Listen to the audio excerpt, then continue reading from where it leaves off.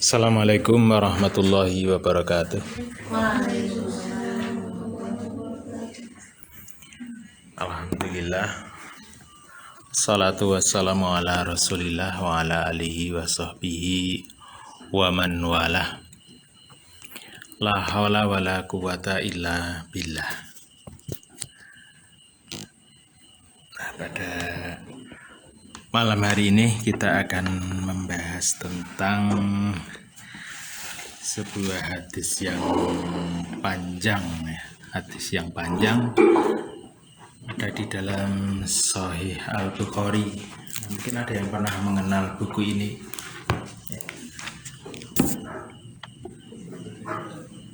Ini kalau dilihat dari belakang, kayak kitab Arab semua ini. Nanti balik gini yang, ini terjemah nih. Fathul Bari. Jadi Fathul Bari itu adalah syarahnya Sahih Bukhari yang ditulis oleh Ibnu Hajar Al-Asqalani. Ibnu Hajar Al-Asqalani ini ulama pada abad ke-700 Hijrah. 700 Hijrah itu kira-kira berarti abad ke berapa Masehi? 7 tambah 600 ya. Ya sekitar 1300 ya. Sekitar 1300. Ya seumuran dengan beliau itu, guru-gurunya itu seumuran dengan Ibnu Rajab. Nah, Ibnu Rajab itu muridnya Ibnu Taimiyah, muridnya bertemu dengan Ibnu Qayyim itu ya. Ibnu Katsir. Jadi ini dalam satu abad ini kira-kira temannya itu sekitar itu ya. Ibnu Katsir, Ibnu Rajab, Ibnu Qayyim. Nah, terus gurunya Ibnu Hajar ini adalah temannya, diantaranya adalah temannya Ibnu Rajab. Ada yang pernah dengar nama Ibnu Rajab? Ibnu Rajab.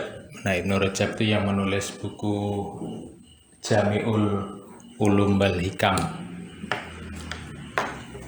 Jami'ul Ulum wal Hikam itu syarahnya Arba'in. Nah, kira-kira itu. Nah, terus gimana Ustaz? Cerita buku, saya kalau cerita buku memang banyak ceritanya karena setiap hari ngadepi buku dulu. Jadi Ibnu Rajab ini punya buku yang terkenal, Jami'ul Ulum wal Hikam, itu syarahnya Arba'in, tapi Arba'in yang ditambah jadi 50. Arba'in aslinya kan 42 hadis ya. Nah, ditambah jadi 50 hadis, mestinya khamsin ya Bang, Arba'in. Tapi sudah terkenalnya Arba'in. Tapi judulnya bukan syarah Arba'in, itu Jami'ul Ulum wal Hikam. Ya urut itu sama persis, terus cuma ditambah sampai 50 hadis ya. Nah, Ibnu Rajab diantaranya bukunya yang saya kenal ya. Ya, kalau yang terkenal mungkin banyak ya. Yang saya kenal diantaranya adalah Lataiful Ma'arif. Lataiful Ma'arif itu isinya tentang keutamaan bulan-bulan dalam Islam. Bukunya ada 2 jilid. Saya kebetulan punya, bisa cerita saya punya itu Lataiful Ma'arif, terjemah ya, terjemah Lataiful Ma'arif. Kalau cari kitab aslinya gampang, sekarang tinggal cari di internet ya, nanti ketemu. Nah, hadis yang panjang ini adalah bercerita tentang Isra dan Mi'raj Rasulullah Shallallahu Alaihi Wasallam. Karena kita saat ini kan masuki bulan Rajab. Bulan Rajab ini termasuk salah satu di antara 4 bulan haram. Kalau dalam surat At-Taubah ayat ke-36, surat 9 ayat ke-36 dijelaskan tentang keutamaan dari bulan haram. inna iddatas syuhuri indallahi isna asyara syahran bi kitabillah. Sungguhnya hitungan jumlah dari seluruh bulan dalam satu tahun itu ada 12. Indallah maknanya adalah di dalam Al-Qurtubi dimaksud indallah itu hukmullah. Dalam hukum Allah itu ada 12. Nah, ini terkait dengan penciptaan langit dan bumi. Ya makhlaqallahu samawati wal ard. Allah menciptakan 7 langit dan bumi itu dalam hitungan 12 bulan. Artinya dalam menciptakan langit dan bumi itu sudah juga mengikutkan di sini tentang hitungan 12 bulan itu. Makanya bisa kita hitung bulan mengelilingi matahari, bulan mengelilingi bumi selama 1 bulan. 1 bulan itu kira-kira 29/4. Nah, nanti sehingga bulan Komariah itu ada 29 30. 29 30 kira-kira gitu ya. Nah, terus kemudian kalau dihubungkan dengan bumi mengelilingi matahari, itu waktunya hitungan hijrah tadi yang 12 kali 29 atau 30 tadi itu ketemu 1 tahun ditambah 11 hari. Dulu itu hitungan, ada riwayat kebiasaan orang jahiliyah itu, ya orang di masa Rasulullah ya. Ini bukan hitungan jahiliyah tapi dilakukan pada dulu di masa Rasulullah itu. Orang-orang di masa Rasulullah itu orang-orang mengikuti hitungan itu dengan hitungan Komariah ditambah 5 hari, mengikuti hitungan orang-orang Romawi. Tapi hitungan ini kan agak meleset karena nanti akan terjadi pergeseran musim. Nah, yang pas itu adalah tadi ditambah 11 ya, ditambah 11. Tambah 11 nanti hitungannya Januari pas hujan gitu ya. Atau kalau hujan sebenarnya nggak bisa diprediksi secara tepat, tapi kalau hitungan musim dingin itu pas. Jadi pakai hitungan bulan itu bisa diprediksi dengan tepat. Oh, ini bulan ini berarti sudah musim dingin, itu tidak masuk. Jadi betul-betul presisinya itu tepat ketika kita punya hitungan 12 bulan tadi dengan peredaran matahari dan bulan itu punya presisi yang pas gitu ya. Nah, bisa ya paham yang saya maksud ya. Jadi walaupun Anda punya maksud yang berbeda ya. Artinya maksudnya ketika Allah menciptakan langit dan bumi sudah dengan perhitungan waktu, sehingga fi kitabillah ini dalam artian di dalam kitab Allah, atau juga catatan ini sudah termaktub di Lauhul Mahfuz. Jadi ketika Allah mau menciptakan langit dan bumi sudah mempunyai perhitungan waktu seperti itu yang bisa kita pakai sampai saat ini. Nah, sehingga kita tinggal belajar saja bagaimana cara menghitungnya. Itu adalah tentang keutamaan bulan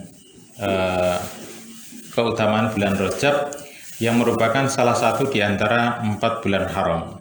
Minhar arba'atun hurum. Dari 12 bulan itu ada 4 bulan yang disebut dengan bulan haram. Nah, bulan haram itu ada 3 yang berurutan, yaitu salasat mutawaliyat, itu 3, yaitu Dzulqa'dah, Dzulhijjah, dan Muharram. Itu berurutan. Nah, bulan ini disebut sebagai bulan haji.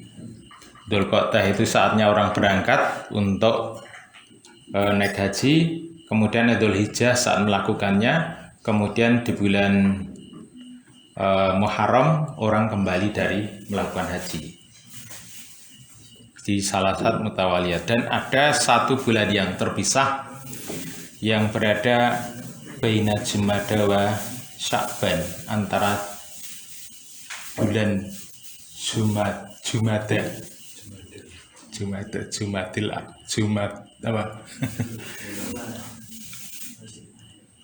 akhir, ya.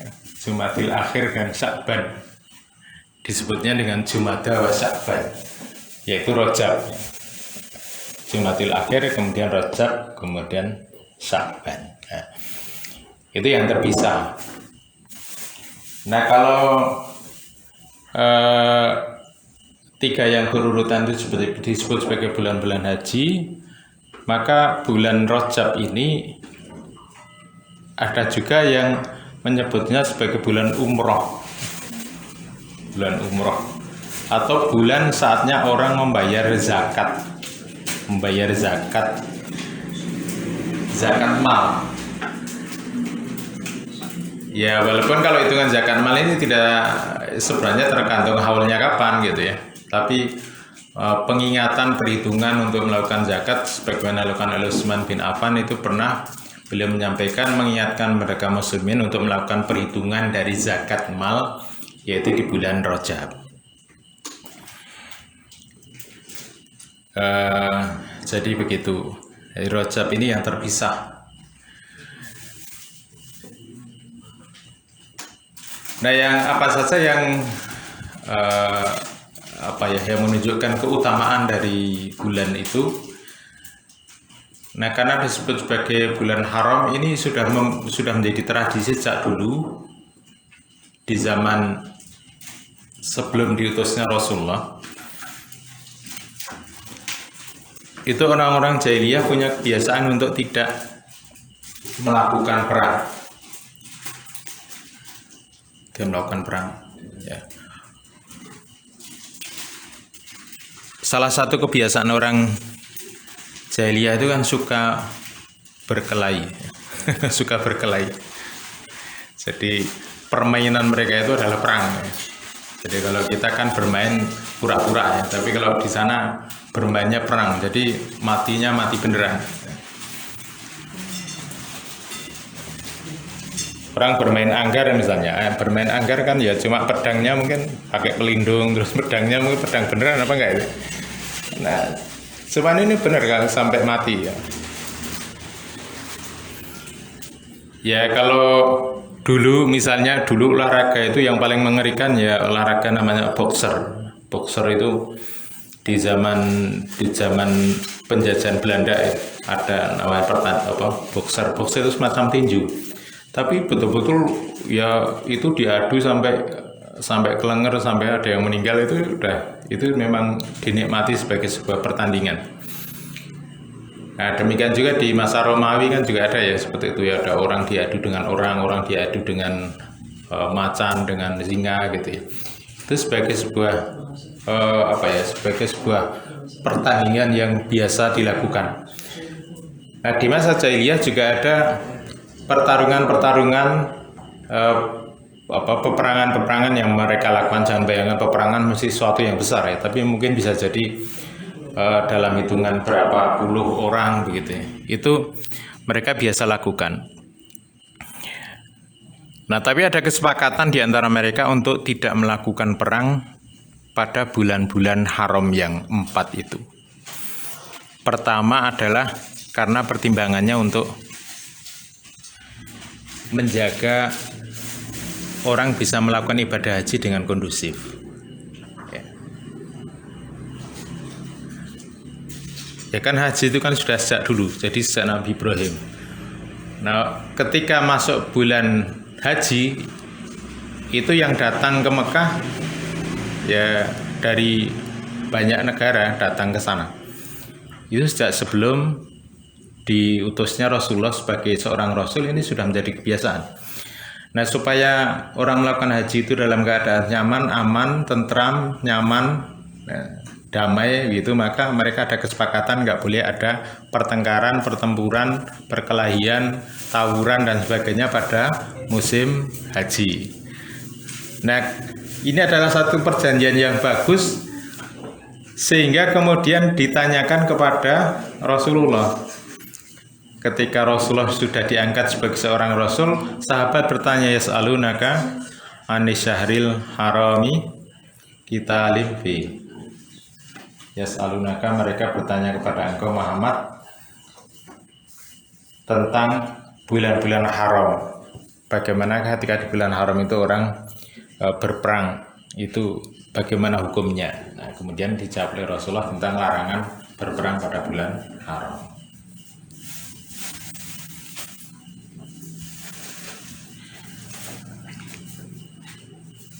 Nah, demikian juga dengan bulan Rajab juga seperti itu. Nah, kalau orang melakukan satu perbuatan yang zalim, itu dihukum, diberikan dosa yang lebih besar. Ada dosa yang lebih besar, maka demikian juga melakukan satu kebaikan pada bulan haram itu maka pahalanya juga lebih dilipat gandakan. Lebih dilipat gandakan.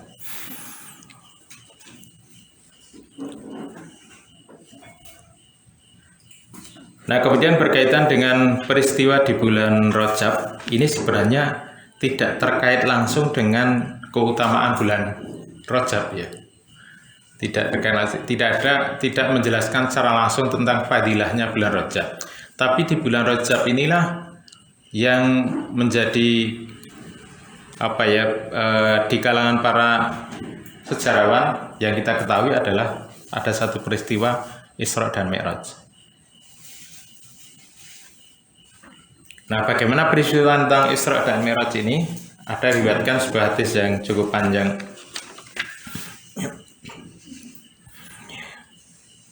Dari sahabat Anas ibnu Malik. Sahabat Anas ibnu Malik, qala, dia berkata, kana Abu Dar,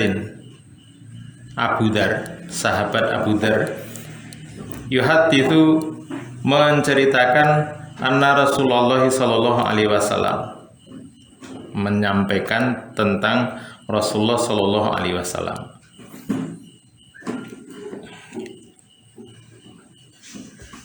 Ini dari Anas, kemudian hadisnya ini dari Abu Dar. Mengapa Anas harus menyampaikan dari Abu Dar? Tahu nggak kira-kira alasannya? Kenapa Anas bin Malik harus meriwayatkan dari Abu Dar?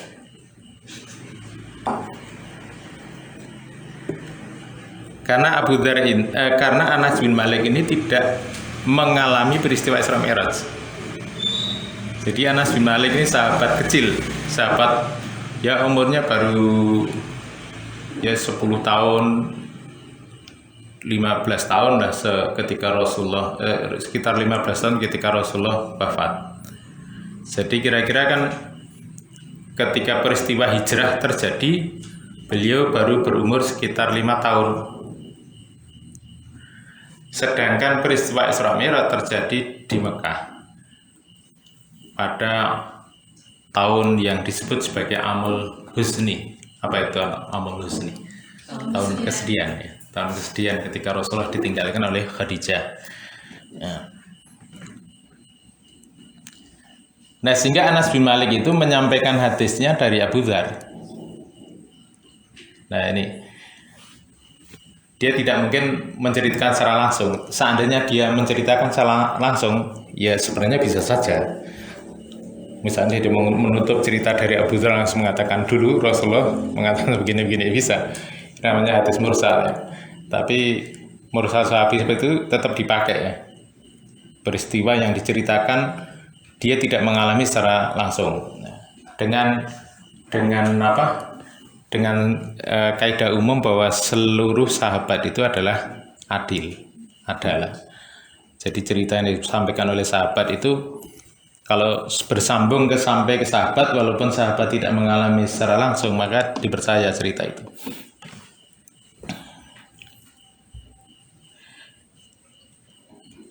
Rasulullah mengatakan burja'an sakfi baiti wa anna bi Makkah. Burja artinya terbuka ya, terbuka atap rumahku ketika aku sedang berada, waktu itu aku di Mekah. Fanazala Jibrilu sallallahu alaihi wasallam, maka turunlah Jibril sallallahu alaihi wasallam, fa faraja sadri, maka dia membuka dadaku atau membelah, faraja membelah dadaku, tsumma ghasalahu bima'i zamzam, kemudian membasuhnya dengan air zam-zam. Tsumma ja'a bitastin min dhahabin mumtali'in hikmatan wa imanan. Kemudian dia datang dengan membawa tempat, ya, dengan membawa bejana dari emas yang berisi dengan hikmah dan iman. Fa'afraghahu fi sadri, kemudian menuangkannya di dalam dadaku. Tsumma akhadha biyadi, kemudian dia memegang tanganku. Fa'araja bi ilas sama'i dunya, kemudian naik ke langit dunia.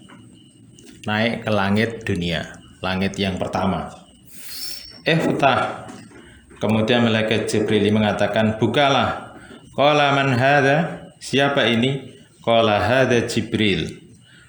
Qala hal ma'aka ahadun, apakah engkau bersama dengan seseorang? Qala na'am, ma'i Muhammad sallallahu alaihi wasallam.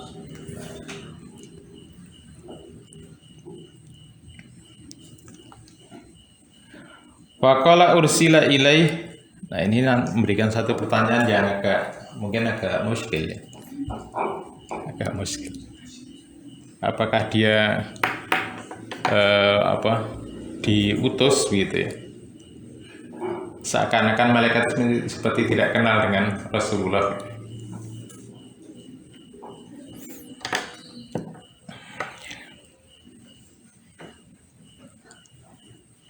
Qala na'am, ya. Falamma fataha alauna as-sama'a dunya fa idza rajulun qa'idun ala yaminhi aswidatun. Kemudian ketika sudah dibuka pintu langit dunia itu, maka ada seorang laki-laki sedang duduk, sedangkan di sebelah kanannya aswidatun wala yasarihi aswidatun. Jadi ada ada aswidatun, rombongan kerumunan di sebelah kanannya, ada kerumunan di sebelah kirinya. Apabila dia melihat ke arah kanannya, maka dia tertawa, dan apabila dia melihat ke arah kirinya, maka dia menangis. Jadi setiap kali dia melihat ke kanan, dia tertawa, setiap kali dia melihat ke kiri, dia menangis. Nah, kalau nengok ke sana, balik ke kiri, belok kanan, nah itu dia menangis. Kemudian dia berkata, marhaban bin nabi as-solih wa ibni solih. Selamat datang nabi yang soleh dan anak yang soleh. Anak yang soleh. Nabi yang soleh dan anak yang soleh. Ya, karena kan Nabi Adam kan lebih tua gitu. Menyebut Rasulullah kan anak yang soleh gitu. Anak yang soleh.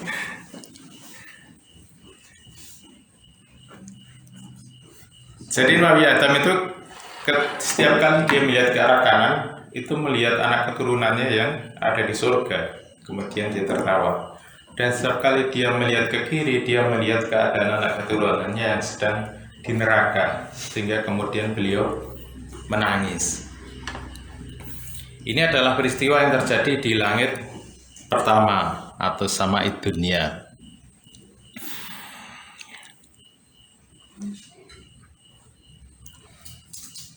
Sehingga ada penjelasan qala hada Adam, ini adalah Adam dari ini ya, penjelasan dari Jibril.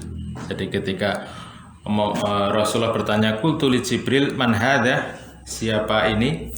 Ini adalah Adam. Wa di al aswidatu an yaminihi wa shimalihi nasamu banihi. Jadi yang ada di kanan dan kirinya adalah anak keturunannya. Fa ahlul yamin minhum ahlul jannah. Yang berada di sebelah kanan itu adalah anak keturunannya yang ada di surga. Wal aswidatu allati an shimalihi ahlun nar. Sedangkan yang ada di sebelah kirinya adalah mereka yang ada di neraka.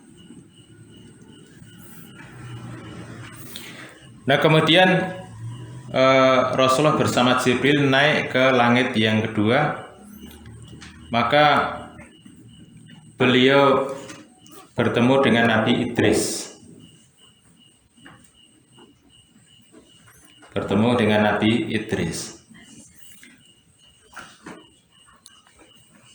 Nah sampai di situ kemudian fadzakara annahu wajada fis samawati Adam wa Idris wa Musa wa Isa wa Ibrahim wa salawatullah alaihim. Jadi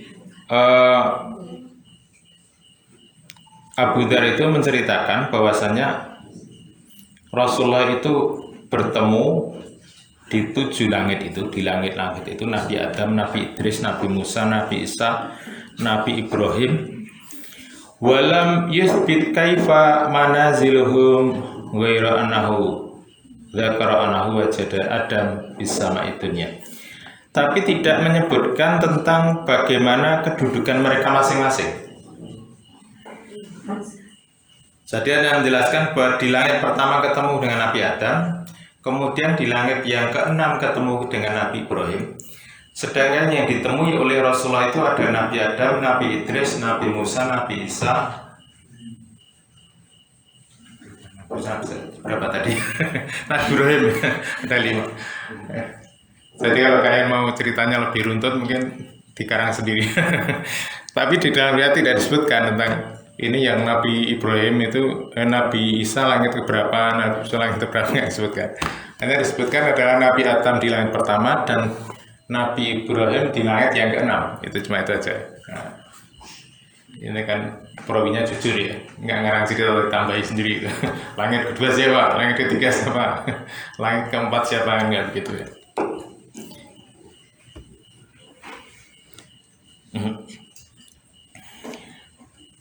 Jadi ketika Adam di langit dunia, wa Ibrahim fis sama isadisa. Jadi di langit yang ke-6 itu adalah Nabi Ibrahim. Qala Anas, kemudian berkata Anas, falamma marra Jibril bin Nabi sallallahu alaihi wasallam bi Idris. Ketika Jibril dengan Nabi SAW bertemu dengan Idris, maka Nabi Idris berkata, manhaban bin Nabi as-soleh wal akhis soleh. Selamat datang Nabi yang soleh dan saudara yang soleh. Qala man hada, siapa dia? Hada Idris. Demikian juga seterusnya bertemu dengan Nabi Musa, diberikan juga sambutan marhaban bin Nabi as-soleh wal akhis soleh. Nabi Musa, kemudian bertemu dengan Nabi Isa juga begitu. Selamat datang saudara yang soleh dan Nabi yang soleh.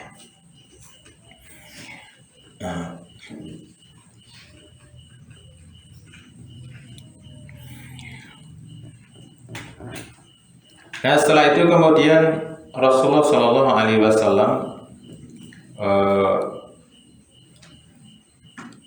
mengatakan summa urija bihatta zahartu li mustawa. Kemudian aku naik sampai nampak al-mustawa asma'u fihi sarifal aqlam. Kemudian di mustawa itu aku mendengar suara goresan tinta, goresan pena, bukan pena aklam, goresan goresan pena. Gimana kalian membayangkan? Pakai suara printer gimana? Printer sekarang nggak bunyi ya, printer zaman dulu kedengaran printer dot print krek. Jadi sampai di mustawa kemudian terdengar suara goresan pena. Nah, ini bayangkan, jadi saya itu kadang bayangkan peristiwa semacam ini. Berarti di masa waktu itu kan belum terbayang ya tentang sebuah perencanaan menciptakan langit dan bumi. Kemudian ketika merencanakan itu ada pena yang membuat segala rencana, menuliskan semua peristiwa yang akan terjadi. Dan pena itu terus berjalan gitu ya, menuliskan terus gitu ya. Kira-kira kayak kantor gitu. Kayak kantor menuliskan seluruh peristiwa itu besok terjadi apa, besok terjadi. Sebelum semua itu terbayang dalam pikiran kita semua. Pada masa itu kan nggak ada kantor. Apa ada kantor? Kan nggak ada. Tradisi menulis kan belum terbiasa. Ya. Hukum juga belum tertulis waktu itu ya. Wong hukum itu mulai tertulis sejak Islam ya. Sejak Islam itu baru ada hukum tertulis. Sebelumnya nggak ada hukum tertulis. Nah, Barat itu mengenal hukum tertulis karena berinteraksi dengan Islam. Jadi pada masa Napoleon Bonaparte ada peristiwa Napoleon itu berkunjung sampai ke Mesir. Nah, di Mesir itulah kemudian Napoleon itu berkenalan dengan para orang-orang di Al-Azhar.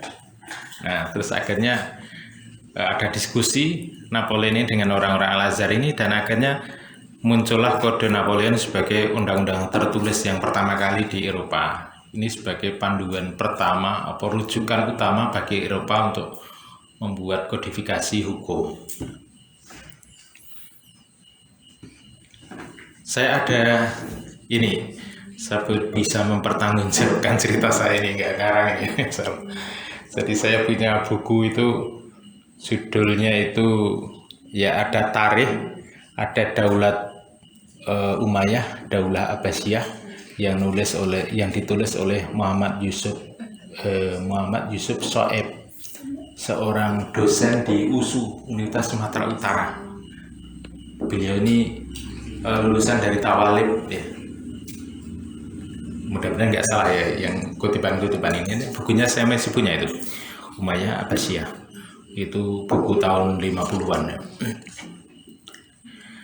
Nah, di sana salah satu ada kutipan tentang peristiwa ketika Napoleon itu sampai di Mesir, kemudian ternyata dia belajar tentang hukum itu di Mesir dan akhirnya melahirkan yaitu Kode Napoleon itu.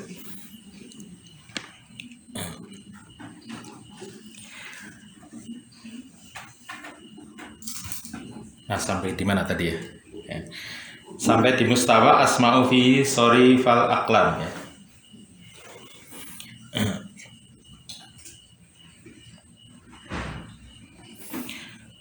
Nah, kemudian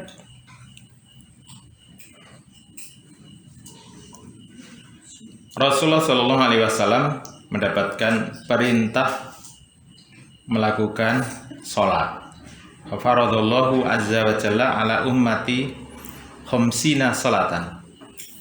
Maka Allah Ta'ala mewajibkan kepada umatku sholat 50 kali. Faraja'tu bidzalika, maka aku kembali dengan membawa perintah tadi itu ya, membawa perintah sholat 50 kali. Hatta maratu ala Musa,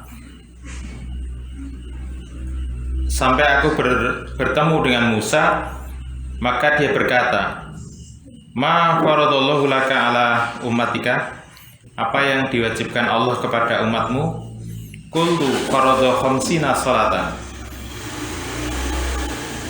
Allah mewajibkan kepada umatku 50 kali sholat. 50 kali sholat. Padahal waktu kita berapa? 24 jam. Berarti itu setiap misalnya 50 dibagi 24 jam, setiap setengah jam itu ada. Setengah jam. Baru keluar dari masjid udah azan lagi. Azan setengah jam. Masya Allah, untungnya ya, ini ada Nabi Musa yang menyelamatkan kita. Farji ila rabbika fa inna ummataka la tutiqu dzalik. Kembalilah kepada Tuhanmu, maka sungguhnya umatmu tidak akan sanggup. Warajatu fawadu'a syatraha warajatu ila Musa. Maka kemudian yang 50 itu dibagi 2, sekarang tidak 50, sekarang 25. 25 berarti setiap jam ada adzan. Setiap jam adzan.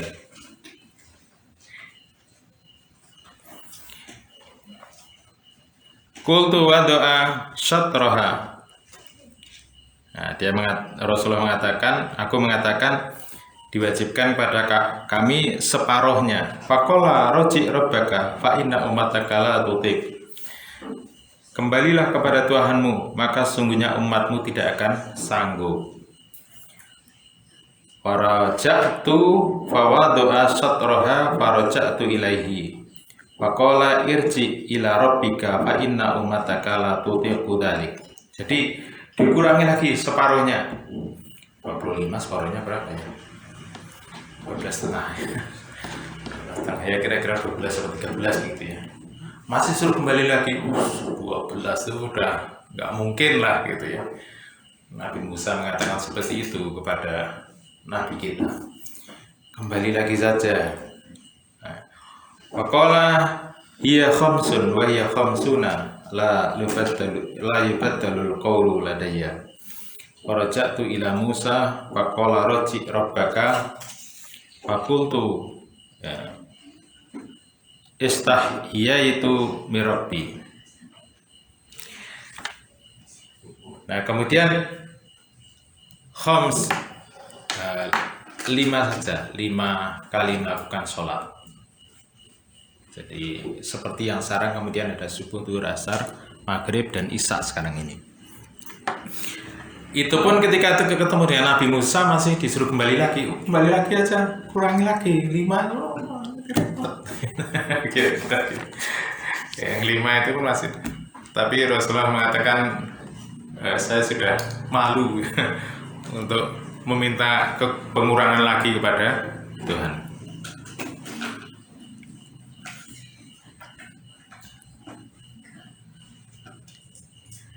Yaitu mirabbi.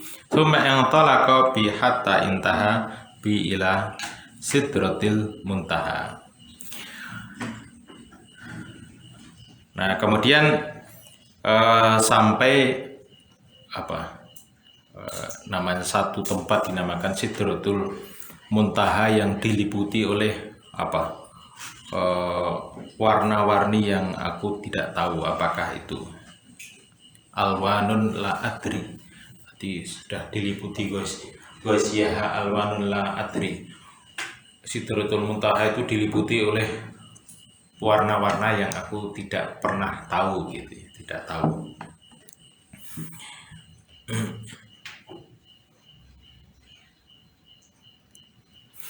Kemudian aku dimasukkan ke dalam surga, ternyata di dalamnya terdapat kalung mutiara dan tanahnya dari minyak kasturi. Nah, ini sampai di situ hadis ini selesai. Ini hadis tentang peristiwa Isra dan Mi'raj. Apa Mi'rajnya ya? Mi'rajnya selesai. Tentang Mi'raj ya. Isra-nya tidak disebutkan di sini. Kalau Isra-nya kita biasanya melihat di surat Al-Isra ayat ke-1. Nah, begitu cerita tentang peristiwa Mi'rajnya Rasulullah di dalam Sahih Al-Bukhari yang menjelaskan kepada kita tentang diwajibkannya sholat. Jadi buat Isra Mi'raj itu oleh beliau, oleh Imam Al-Bukhari ditempatkan di bab pertama dari kitab sholat. Nah, ini hadis yang pertama itu adalah tentang itu. Kalau berminat silahkan beli sendiri. Ini boleh beli satu-satu ya. Ini kayak beli, ada yang pernah tahu serial komik? Serial komik itu kan berseri-seri dulu ya. Dulu terbit di Gramedia itu ditunggu-tunggu, ini sudah seri berapa ini? Muncul seri yang ke-20, orang berbondong-bondong beli. Nah, ini kayak beli ini aja. 36 jilid ya. Saya juga cuma punya berapa jilid ya? Mungkin 5 atau 6. Yang lainnya nanti nunggu kalau sudah sudah siap beli lagi yang jilid yang lain gitu. Jadi itu Syarah Bukhari, Syarah Al-Bukhari. Kalau mau cari ininya gampang. Cari aplikasinya malah gampang. Fathul Bari itu ada, terus di Fathul Bari itu sudah ada harokatnya, jadi enak. Fathul Bari ada tuh. Nanti kalau mau dicari di aplikasi Android